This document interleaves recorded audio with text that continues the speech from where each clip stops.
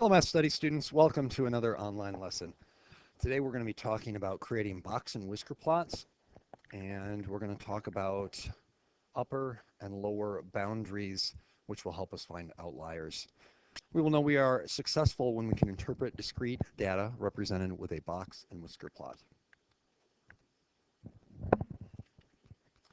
Start off with some terms and notation. A box and whisker plot, also known as a box plot, is a visual display of a 5-number summary of a set of data. The 5-number summary includes these 5 things. The minimum value, always our lowest value. It's the same definition that you had for minimum back in Algebra 2. Probably discussed it in Math Studies 1 and other classes. The lowest value that you have of all of your data. Paired up with that, you'll also include your maximum, which is your highest piece of data, the one with the highest value. We have the median, which we've talked a lot about finding during these units.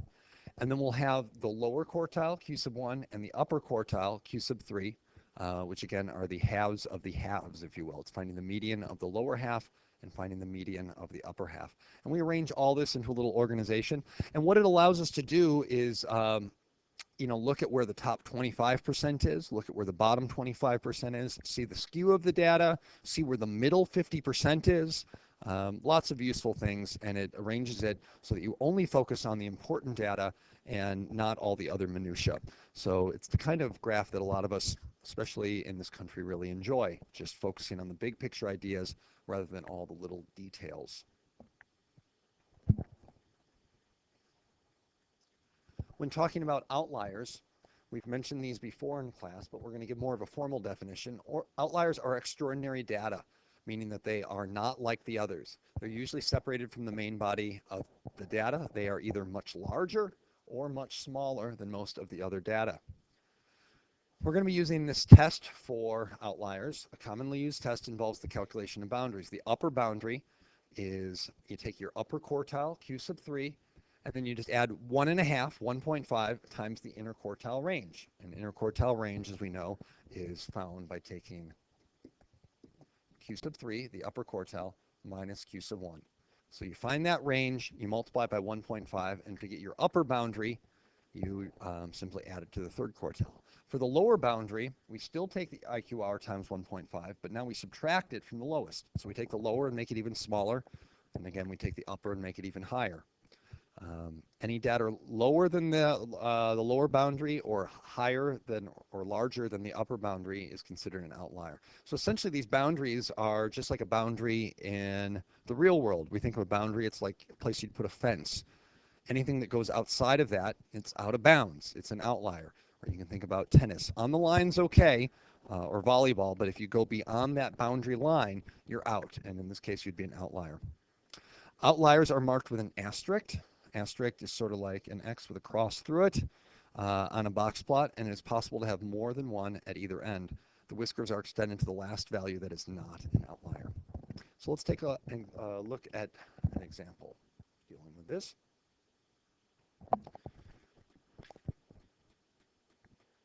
So we've got a list of data. We're asked to find the 5-number summary. The first thing we need to do here on the to find our 5-number summary is order things from least to greatest. So there's no frequencies here. We're actually just taking all this data and organizing it. So I'm going to sort of use a cross-off strategy. I see some ones. I see 2 of them, so I'll write those down, 1 and 1. I'm looking now for 2s, and I see 1 of those. Now I'm looking for 3s, and I see 4 of those. And I've got a few 4s. By crossing them off, I know that when I'm all done, everything should be crossed off, and if it's not, I just go back and fill that in wherever it belongs. We have a 5, another 5, so 2 5s. We have a few 6s, 1, 2, 3 6s. We have a 7, a couple 8s, an 11, and a 15.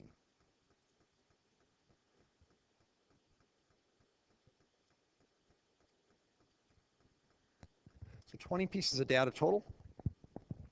To find the 5-number summary, we need a few things. We need our minimum value, Our minimum is always our lowest, so that's going to be this 1 right here.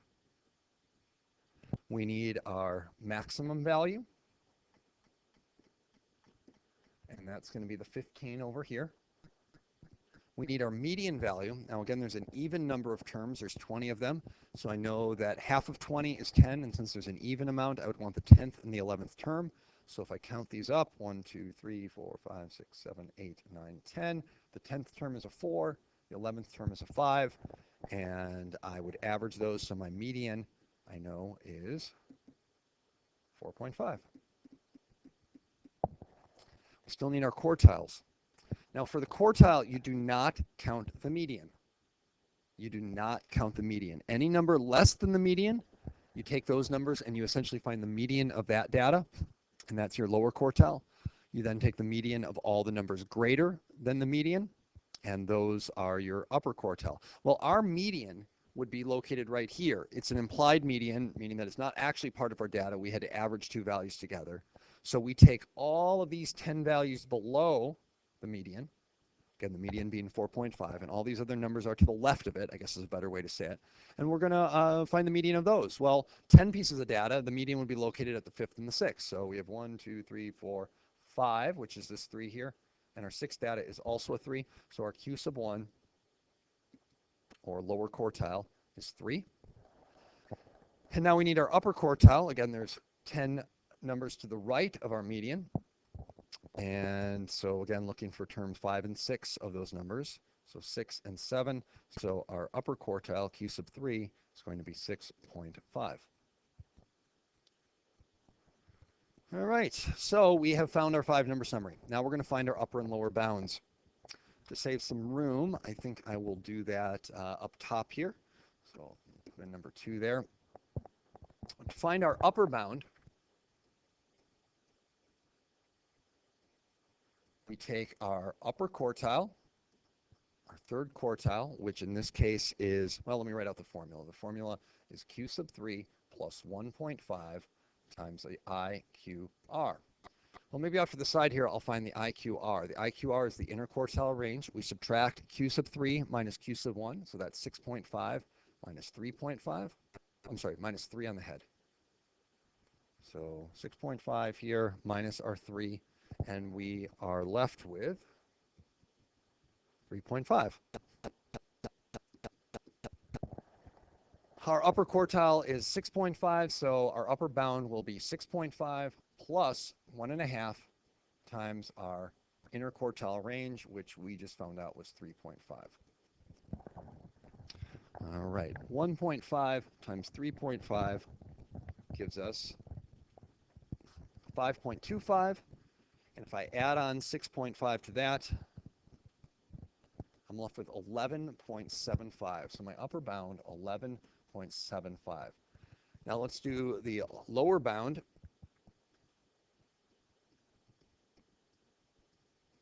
For this one, we take our lower quartile minus 1.5. Again, if we're already low, we want to go even lower to give every data the opportunity to stay within the boundaries. IQR. And so that's going to be, our Q1 is 3 minus 1.5 times our interquartile range, which was 3.5.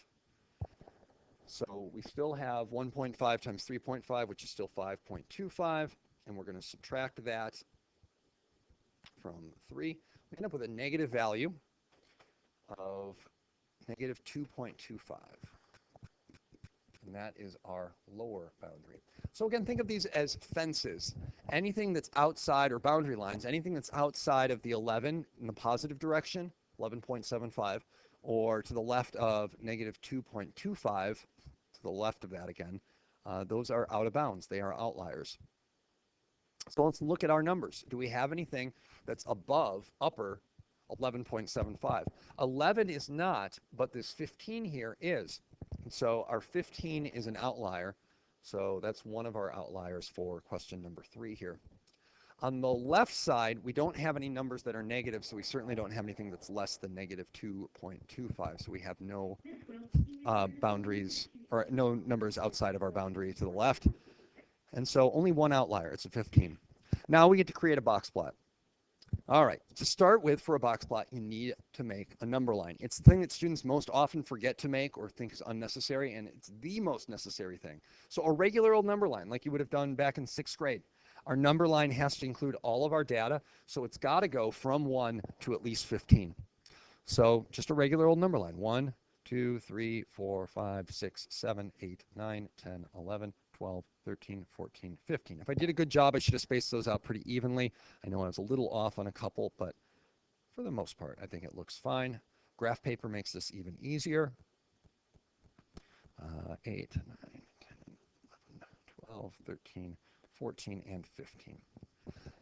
All right, now we are going to plot some numbers, specifically our 5-number summary.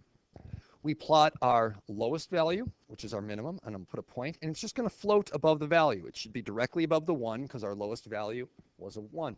Now, normally you would also plot your maximum, your highest value, but we determined that was an outlier. And if you remember from the last slide, our outliers are supposed to get an asterisk. So we have an asterisk right at 15. And now it's sort of like when the president can't fulfill its duty, the vice president takes over. Well, our highest number is an outlier, so the next highest number is now going to act like our highest value, so I plot that point as well. So I've taken care of my minimum and I've taken care of my maximum. Now we're going to do our median, which is 4.5. So I see the 4 and the 5 right in between it. I'm going to put a little vertical line here. We'll see what I'm going to do with that in just a moment. And then I have my lower quartile, which was a 3. Again, right above that, I'll put a little vertical line. And that's a little bit off. Let me see if I can do a better job on that one. Closer, I guess. And then right above 6.5, which is right in between 6 and 7, that is my upper boundary. And now we're going to make it live up to its name. We're going to take these 3 lines I just made and make a box for them. Extend these so they're like whiskers.